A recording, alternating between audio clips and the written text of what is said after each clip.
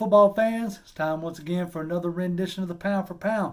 I'm your host, J.R. Clark, and I'm going to start off today's episode by shouting out my partner, Toby D. Last night he was on a podcast with the Fila Sports guys, the Fila Atlanta Sports guys, Coach and Don, and it was the first time I really got to sit down and actually fully watch the show. I've dropped in from time to time, but I'll admit I was a little biased. My boy was on there, so I decided to sit down and actually, watch the whole thing, or at least a vast majority of it. And them guys are doing a great job over there. They don't cover just the Falcons. They cover it all. They cover it from Tech to the Dream to the Braves to Atlanta United. So I just wanted to take a minute to shout them guys out because they're doing a really good job. Along with some of the other guys that are in the Falcons community that are really hammering it down and holding it down and bringing some extremely interesting points that I think if you're not aware of, I think you should be aware of. And that's Mad Mike Sports. He's on YouTube. I'm sure you can find him on Twitter as well. He does a real good job with his takes. He has some really good and interesting points. Then always somebody I'm sure you've heard of, but the Unintentional Grounding with Lieutenant Dan. He does some real good videos, especially around draft time. He's a source that I use a lot, especially around then. So I figured I'd take a second here at the start of this video to really shout him out. Along with somebody you ought to follow on Twitter is the Real Pat Man. He was on the episode last night with Toby D. They called him their honorary third host. And he dropped some invaluable knowledge on Twitter with some of the charts and the research that he does. If you're not following him on Twitter, you definitely need to check him out. And if you're not subscribed to the Fila Sports podcast, you definitely need to look them up on. I know they're on YouTube, but I think I heard them say they're on SoundCloud and iTunes. I think I could be wrong on that, and if I am, I'm sorry, guys. But I know for sure they're on YouTube, and it's a good show. They do it a couple times a week, and I think you really ought to give them a listen. Along with on that lines, I want to take a minute to appreciate y'all. Our viewers, the people who watch the show, the people who like it and share. I appreciate every bit of it. It's amazing the love that y'all have shown us since we've come back. I think Toby said it the other day. We're trying to be a little bit more consistent with what we do on this channel. And so these are the steps that we're taking to do that. And I wanted to take a second to just thank y'all for the views. And, if you got a Falcons fan friend that doesn't watch our show, maybe shout us out, maybe share it with them. Because, ultimately we do it for us, but we also do it for y'all, because as, again, we saw a perfect example of it, and I'll get into it here in a minute. The media doesn't always do our team justice, which is the reason why I started doing this. And I feel like it's one of the reasons why Toby D initially, hit me up and we joined forces, is because we didn't always get a great opinion from the national media or sometimes even the local media, So we wanted to try to provide a different perspective and a different point of view. And we always like it when y'all comment underneath, let us know where y'all are at and what y'all are thinking. When y'all share our videos and our posts, you can. I'm not super active on Twitter, but you can find me on Twitter at Grim1128. That's GRIMM 1128. My name is J.R. Clark. Right there, you'll notice me. You'll see my pretty face. My partner Toby D. He's on Twitter as well, and our podcast host. I believe it's Toby D 1991. I'll double check that, but I believe that's what his Twitter handle is. He's active on Twitter, and you should definitely check him out. But enough of that. Let's jump into what we got to talk about today. Yesterday was an awesome day. We signed Grady Jarrett to a 4-year deal. I didn't think it was going to happen. I'm not going to lie to y'all. I was very pessimistic about the chances of getting Grady signed to a long-term deal. Because, we are in Atlanta, and we can't always have nice things, right? Ain't that what your mom and daddy told you? This is why we can't have nice things. That's kind of how I feel sometimes, right? So I just knew in my heart that I was like, man, we're going to mess this up. We ain't going to sign this dude to a long-term deal. And at the end of this year, he's going to end up going to play for somebody else. He's going to go play for Dallas or San Francisco or something like that, or God forbid the Saints. But we did it.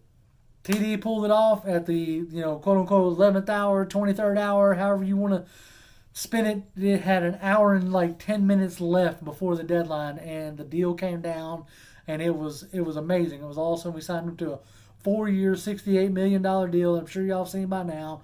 $42.5 million guaranteed, makes him the third highest paid defensive tackle in the league, right up under Aaron Donald and Fletcher Cox. I think Fletcher Cox is like 0.1 million higher, so it's right on par with what Fletcher Cox does, and it's well deserved. And I think it is awesome. Like I was tweeting out right there towards the end, all the people saying, "Oh, TD, get it done."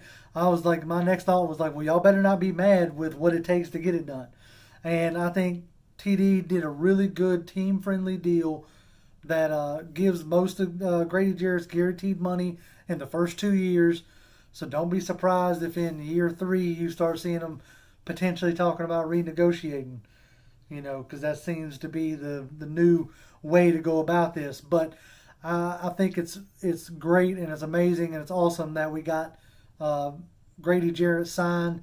So that way we have the anchor in our defensive line for the next 4 years. He handles himself real well, does real good in the community. I mean, he's what you want out of a consummate professional, okay?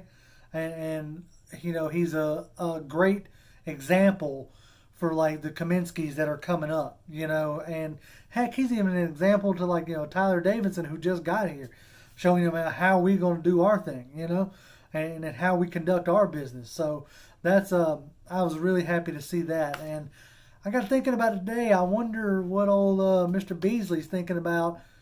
He got drafted in the first round of that draft, and Grady got drafted in the 5th round, and the team 5th-year optioned him and signed Grady. I wonder if he's sitting back there going, man, maybe I need to step up my game and step up my work ethic, because that's all you hear is that Grady don't even feel like he's scratched the surface of what he can do. And the stuff you're hearing about Beasley coming out isn't necessarily like he's maybe not wanting to take coaching or advice or necessarily, putting in the work. So I'm hoping that this might light a fire up under Mr. Beasley's keister. And I really hope that he balls out this year. I hope that he puts the Falcons in a tough position at the end of next season, whether they keep him or not. I don't want him to make it easy in that sense. I don't want him just to let him, walk away type deal. But I want him to give us a reason not to want him to walk away. You see what I'm saying?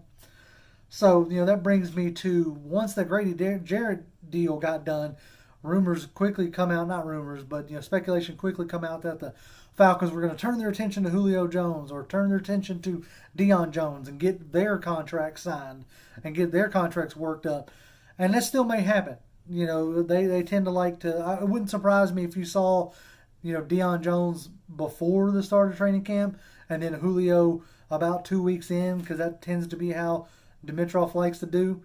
But a soundbite came out, mid last week about Julio Jones saying that he wasn't going to be holding out of camp because Arthur Blank gave him his word that he was going to be a Falcons for life. And as long as Arthur Blank gave him his word, he was cool.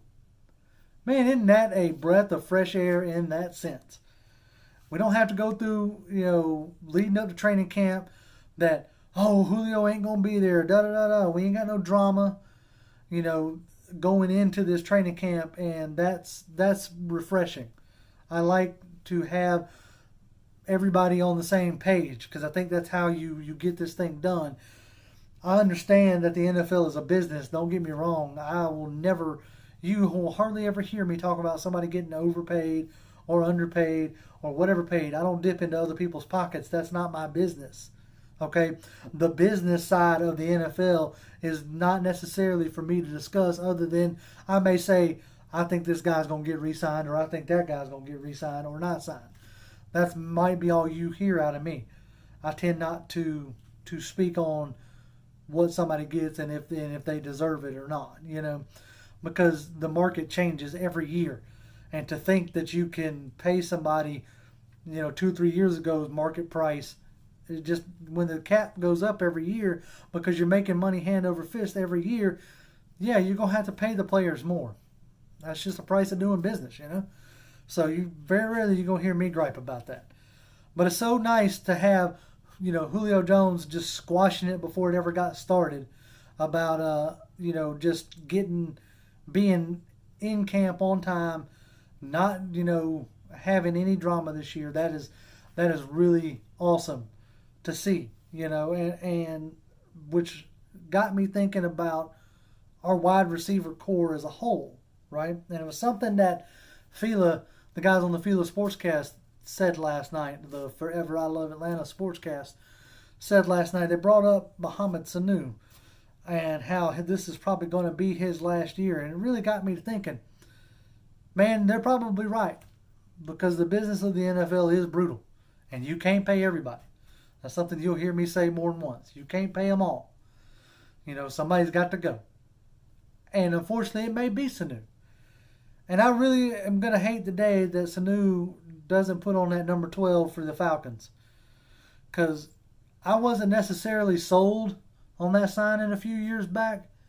But he has done nothing but come in and impress me. And impress me with his physical catching. Impress me with his physical play. And more than anything else, he impressed me with his swagger. That's a swagger we ain't had really on the wide receiver side since Roddy White. Now, as much of a freak of nature that Julio Jones is, a freak of nature, heck, even a force of nature, he doesn't necessarily exude that, cocky arrogance in a sense of, I absolutely know I'm better than you. There are times, don't get me wrong, there are absolutely times where he takes over the game and there ain't nothing anybody can do about it. I'm not talking about his ability, but he's one of those quiet assassins. You know what I'm saying? You'll get outbursts from him every now and again, like when he scores a touchdown or if he has an amazing catch or whatever. But Agent 12 brings it all day, every day, with a bag of chips and a lunch and a drink and a soda and everything else. I love Mohamed Sanu's swagger that he brings to this team and to that wide receiver core. I think it's something that every team needs. They need somebody who has that swagger. It can't always be the quarterback, or it can't always be, somebody else. You got, the swagger that he brings on the offensive side. It brings a smile to my face, with his bean talk and the mic'd up that you hear from him. He is always talking about you can't guard me and I'm going to make it look easy. I think that's something that is awesome and something that is needed.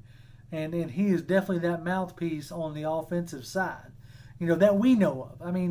Of course, we don't get to see and hear everything that goes on the field, but Mohamed Sanu has been that swagger that I think a lot of teams need and crave. And that kind of brings me to the other point. So, I got thinking about the swagger on the offensive side that Mohamed Sanu brings. I was like, well, who brings it on the other side? Well, you got Grady Jarrett as him and Ricardo Allen are your field generals, right? Are your tone setters. But who really brings that swagger? And it hit me like a ton of bricks. Takk McKinley, right? Takk McKinley brings that swagger on that defensive line side. When he got drafted and had that big outburst on, the draft stage, I thought to myself, I was like, that's the kind of crazy we need. And I'm not saying that any kind of derogatory term. They always want that dog in somebody or that little bit of, craziness in a sense, because you got to be crazy to want to play football, to throw your body in it like that time in and time out. But, Takk McKinley's got that crazy that I really enjoy, and I think that the defensive line needs. He can bring out that aggression in the line, even to the point that when certain talk show hosts in Atlanta take a shot at him, that he's not afraid to respond back to them. Now, I don't listen to the local talk show radios anymore. I quit listening to them years ago because they just started taking, most of them just have takes to have takes, right? That's their business model, is to get you talking, right, and get you fired up. So how do they get you fired up? They have the term hot takes, right? They they come up with something like crazy that they know is just going to get people riled up and get people talking. So I quit listening to them. So I have no clue what a certain radio host, commented about TAC that sparked it. But I did see TAC's retaliation on Twitter. And now, granted, that's not my cup of tea. I don't necessarily just, go at people. But I understand. I mean, shoot. You're going to take a shot at me, personally, I'm going to take one back, or at least I'm going to confront you about it. So that let me know in a sense that, hey, TAC he's not just going to take this stuff lying down. And that's the kind of attitude, that's that kind of swagger that I think that defense needs. Unfortunately, you don't necessarily see that from other number one defensive end pass rush pick in Mr. Beasley. You don't see that fire. At least not from our perspective. I can't say if it's there or not. I'm not there in the training room all day, every day, or in the locker room or whatever. But at least it seems like Mr. McKinley is engaged and is paying attention and hears what people says about him and doesn't necessarily agree with it. So I like to see that swagger and that style, that not wanting to take no guff off of nobody. And I ain't got no problems with that. I think it's great. Whether I agree with what he says or not, that's whatever. That don't bother me. You know what I'm saying? That's not for me to say in a sense. I'm just glad to see he's not going to take this crap lying down, and he's not going to take anybody just talking crap about him because they want to, because they want to get their name out there or whatever, or bump up their ratings or whatnot. I mean, dude, you ain't got to take shots at folks. But I understand that's your job. I try not to take shots at folks, but I don't necessarily get paid to do this. I'm doing this, because I like to. Because I like to talk about our Falcons. I like to interact with y'all. That's why I do this, But, needless to say, this week so far has been a great week. We got Grady locked up. We got confirmation that Julio's going to be there. It sounds like they're working on the deals for Julio Jones and Deion Jones. Sounds like they're doing right what they need to be doing heading into training camp. And there's going to be some real good battles in the training camp that we need to watch out for. And I'm super excited. I don't know about y'all, but I'm going to try to be at the 27th training camp practice. Got to see how my schedule works out. I know for sure I'm going to be at the Military Appreciation Day at the Benz. I just bought my tickets for that. That's like $5 a ticket, I think. So if you haven't been to the Benz, that's a good way to go see it. That doesn't cost you an arm and a leg, right? So I'm going to be there that day for that practice, and I think that's August the 4th. But I'm going to try to also get up to the branch and check out what our guys got going on. Hey, put in the comments down below what battles you're looking for, what training camp, stuff that you're wanting to see, because I'm interested. I'm interested in what y'all are interested in. Put down in the comments below anything that you want us to talk about.